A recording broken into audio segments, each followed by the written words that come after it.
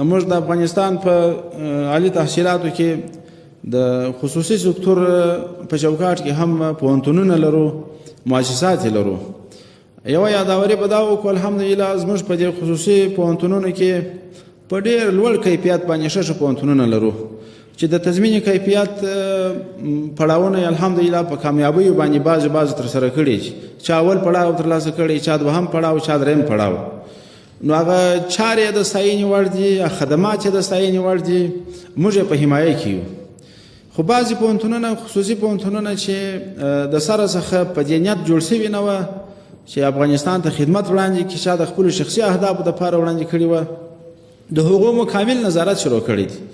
نور په افغانستان کې د دې فرصت چاته نه ورکوو چې هغه موږ ته خیالي محصل په نامه باندې جامعې ته وړاندې کړي، بې ځایه ډیپلوم چاته ورکړي. نو هغه پوهنتونونه مو تر نظارت و در تفتیش لاندې دي. الحمدلله بعضې د اصلاحاتو خواته تللي دي، بعضې چې اصلاح کېږي نه، کوشش به مو دا وي چې هغه د تعلیق و د ادغام و دا طرف ته بوځو تر څو کامل اصلاح راوړي.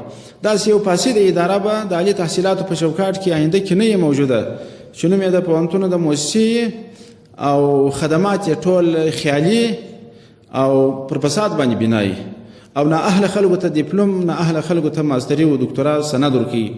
دغه یو اطمینان درکوو، په دې کې انشاءالله کامل متوجه یو. خصوصي سکتور الحمدلله زموږ سره روژه په روژه ښه خدمات هم وړاندې کړي او چې په چا کې نیمګړتیا ده د هغه نیمګړتیا حل ته هم متوجه یو.